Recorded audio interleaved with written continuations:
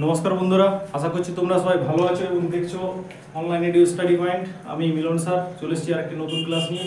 আশা করছি তোমরা সবাই ভালো আছো। আমিও কয়েকদিন একটু ব্যস্ত থাকার জন্য নিয়মিত ক্লাস দিতে পারিনি, তার জন্য সরি। তো আজকে যে ক্লাসটা নিয়ে আলোচনা করব সেটা একটা ট্রান্সলেশন ক্লাস, অর্থাৎ বেঙ্গলি থেকে ইংরেজি কিভাবে প্রকাশ করা যায়, অর্থাৎ লেখা যায় বা বলা যায়। তো খুব ছোট্ট ছোট্ট কয়েকটা বাক্য নিয়েছি আমার ছোট্ট বন্ধুদের জন্য, যাদেরকে সহজেই যাতে শেখানো যায়। শুরু করছি। তাহলে আজকে যে ভার্বটা নিয়েছি সেটা আমার আছে কাম, COME। কাম মানে তোমরা হয়তো জানো, কাম মানে আসা বা আসি আর কি। তাহলে প্রথমেই দেওয়া আছে আমি আসি, তাহলে এটা কি হবে? I come, simple present tense. আমি আসছি, আই এম কামিং। আমি সে আসে, তাহলে হি কামস। এটা থার্ড পারসন সিঙ্গুলার নাম্বার, ওই জন্য এখানে সাথে অ্যাজ ইউ বলছে। সে আসছে, তাহলে he is coming, is coming. সে এসেছে, মানে তার আসা হয়ে গেছে, হি হ্যাজ কাম।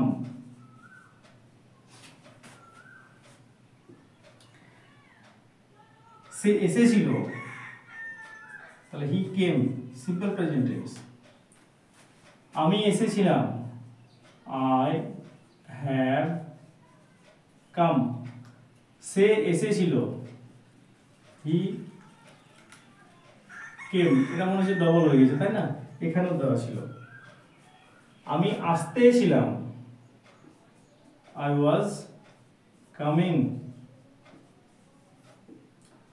সে আসতে ছিল, হি was coming, he was coming. আমি আসবো, আই শ্যাল কাম। যদি জোর দেওয়া বোঝায় আমি আসবো, তখন আই উইল কাম। সে আসবে, হি উইল কাম।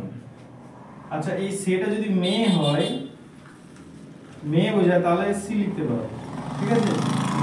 বা কোনো যদি অন্য কিছু নামও বোঝায় তো সেম হবে আর কি। আমি আসতাম, মানে দেখো রেগুলার সেখানে আসতাম আর কি, একটা অভ্যাস।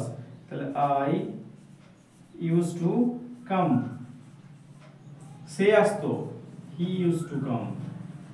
হি ইউজ, এরকম ক্যাপিটাল হবে, হি ইউজ টু কাম। তো এই ছিল বন্ধুরা আজকের একটা ছোট্ট ট্রান্সলেশন প্র্যাকটিস ক্লাস বা স্পোকেন ইংলিশ প্র্যাকটিস ক্লাস। যদি এগুলো বারবার খাতায় লিখে পড়তে থাকো, তাহলে তুমি যেমন ইংরেজি লিখতে পারবে, অন্যদিকে ইংরেজি বলতেও পারবে আর কি। তো যদি ক্লাসটা ভালো লেগেছে প্লিজ একটা লাইক দিও, এবং প্রথমবার যদি দেখছো তো ইউটিউব থেকে দেখলে চ্যানেলটা সাবস্ক্রাইব করে রাখো, বেল আইকনে ক্লিক করে রাখবে। ইনস্টাগ্রাম ফেসবুক থেকে দেখলে আমার পেজটা ফলো করে রাখবে। যখনই এরকম ইম্পর্টেন্ট ক্লাস আমি আপলোড করবো সবার আগে তোমার কাছে পৌঁছাবে। ক্লাসটা শেষ পর্যন্ত দেখার জন্য অসংখ্য ধন্যবাদ।